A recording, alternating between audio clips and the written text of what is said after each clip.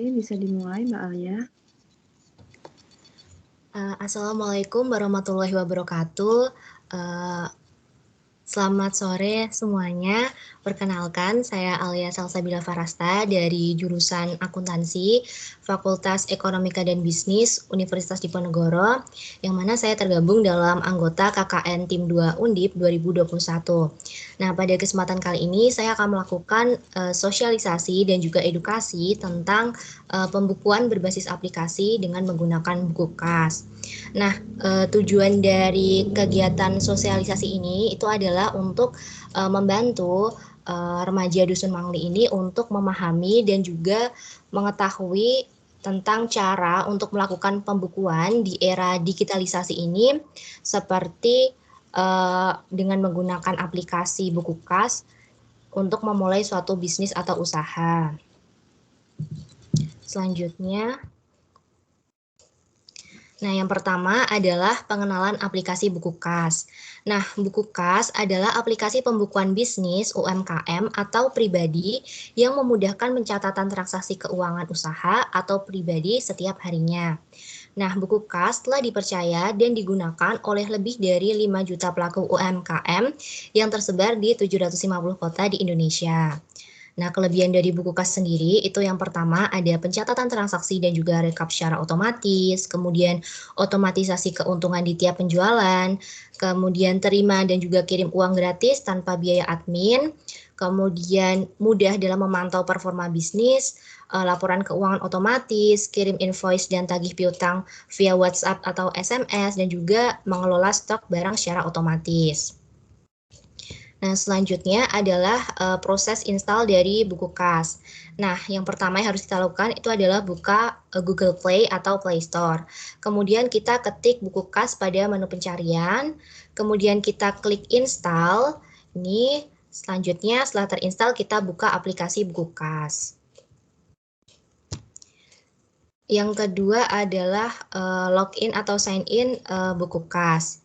Jadi untuk login atau sign in, yang pertama kita perlu membuka aplikasi buku kas. Kemudian kita klik ayo mulai pada tampilan awal aplikasi buku kas. Kemudian kita masukkan nomor telepon yang akan kita gunakan dalam pencatatan keuangan kita. Kemudian kita pilih media untuk mengirimkan kode verifikasi, itu bisa melalui WhatsApp atau SMS, dan secara otomatis kode itu akan langsung terkonfirmasi. Kemudian akan muncul tampilan buku kas seperti yang tertera di slide. Nah, kemudian selanjutnya adalah fitur multibook. Nah, di sini buku kas itu menyediakan fitur multibook karena bertujuan agar pengguna itu jika memiliki beberapa bisnis bisa menggunakan buku kas tanpa mencampur adukan pembukuannya. Jadi ketika akan melakukan pembukuan bisa lebih baik gitu dalam memisahkan bisnis-bisnisnya. Nah, jadi yang perlu dilakukan untuk fitur multibook ini yang pertama adalah klik ikon buku atau panah pada pojok kiri atas. Jadi seperti itu. Kemudian yang kedua, klik ikon tambah bisnis baru jika akan menambah bisnis baru atau misalnya cuma ingin merubah beberapa ketentuan dalam buku kas yang telah kita miliki, kita klik yang ubah. Kemudian nanti kita masukkan nama bisnis, kemudian nomor bisnis, tipe penggunaan, itu bisnis pribadi atau digunakan untuk bisnis. Kemudian jika digunakan untuk bisnis, kita pilih kategori bisnisnya dan selanjutnya kita klik simpan. Nah, tampilan untuk fitur multibook ini akan seperti yang di slide ini.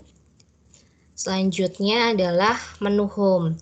Nah, dalam menu home ini merupakan ringkasan dari menu-menu yang menu atau fitur yang disajikan dalam buku kas. Jadi dalam menu home ini tersaji beberapa fitur. Yang pertama ada catat transaksi, penjualan dan juga pengeluaran, kemudian catat hutang piutang, catat stok barang, kemudian analisa keuangan dengan grafik, kemudian kirim dan juga tagih uang, laporan keuangan, dan juga pengingat hutang.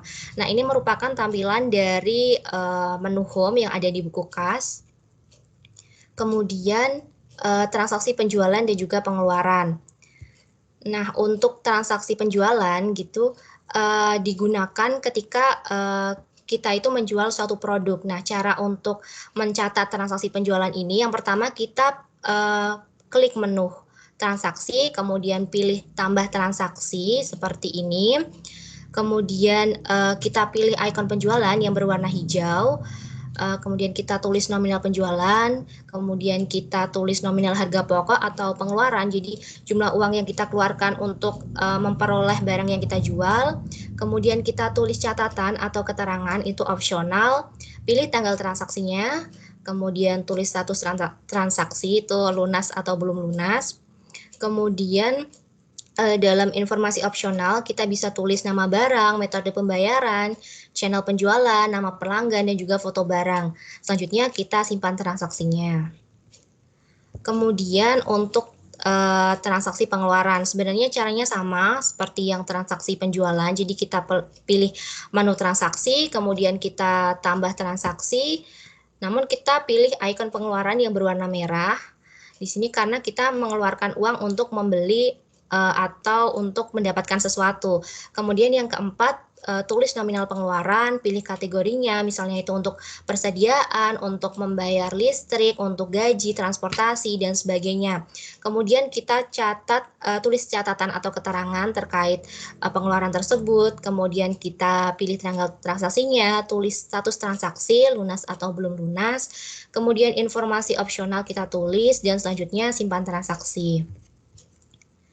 Nah, ini adalah tampilan dari pengeluaran, menu pengeluaran. Fitur adalah catatan transaksi penjualan dan pengeluaran. Jadi ini merupakan kumpulan dari transaksi yang sebelumnya kita catat, yaitu transaksi penjualan dan pengeluaran. Jadi dalam menu transaksi ini tersedia nantinya akan terlihat jumlah pengeluaran, penerimaan, terus keuntungan kita berapa, kemudian ada grafik analisa, kemudian juga ada laporan keuangannya, di mana nanti dengan grafik analisa ini akan memudahkan kita dalam menganalisis keuangan kita. Jadi untuk melihat grafik analisa, jadi kita pilih lihat grafik analisa ini, kemudian dari grafik analisa dapat dilihat rincian, tren, dan juga perbandingan transaksi penjualan, pengeluaran, serta keuntungan. Jadi ini merupakan grafik analisa. Ini misalnya rincian penjualan, dan ini grafik perbandingan penjualan bulan Juli dan Juni, seperti ini. Kemudian selanjutnya adalah hutang piutang. Nah, dalam hutang piutang ini tuh tersedia dua fitur, yaitu memberi dan juga menerima. Nah, memberi di sini tuh artinya kita memberikan piutang kepada orang lain. Jadi untuk memberi piutang, mencatat transaksi piutang, yang pertama kita harus lakukan itu adalah kita klik menu hutang, kita klik ikon hutang, kemudian kita pilih tambah hutang piutang, kemudian kita pilih ikon yang berwarna merah karena kita mengeluarkan uang, yaitu memberi, kemudian kita ketik atau pilih nama pelanggan dari kontak, ketika sudah ada tinggal kita pilih, tapi ketika belum ada kita ketik, kemudian kita tulis catatan atau keterangan tentang piutang tersebut, pilih tanggal, dan juga setelah itu simpan transaksi. Nah, dalam fitur hutang piutang dalam buku kas ini, di sini tuh kita dapat mengatur jatuh tempo dari hutang. Jadi misalnya kita melakukan, jadi misalnya kita memberikan piutang pada tanggal 19 Juli. Jadi nanti misalnya sebulan kemudian kita bisa mengatur jatuh tempo piutang tersebut. Nah, penagihan piutang tersebut misalnya belum dibayar pada saat jatuh tempo bisa dilakukan via WhatsApp atau via SMS juga. Kemudian untuk selanjutnya ada fitur menerima. Nah, menerima ini merupakan fitur yang mana kita itu mendapat pembayaran piutang dari orang yang kita pinjami uang, atau ketika kita itu memiliki hutang kepada pihak lain. Nah, untuk mencatat transaksi menerima ini itu yang pertama kita klik ikon hutang seperti tadi, kemudian pilih tambah hutang piutang, pilih ikon menerima yang berwarna hijau, kemudian ketik atau pilih nama pelanggan dari kontak, selanjutnya tulis catatan dan juga keterangan, pilih tanggal, dan juga simpan transaksi.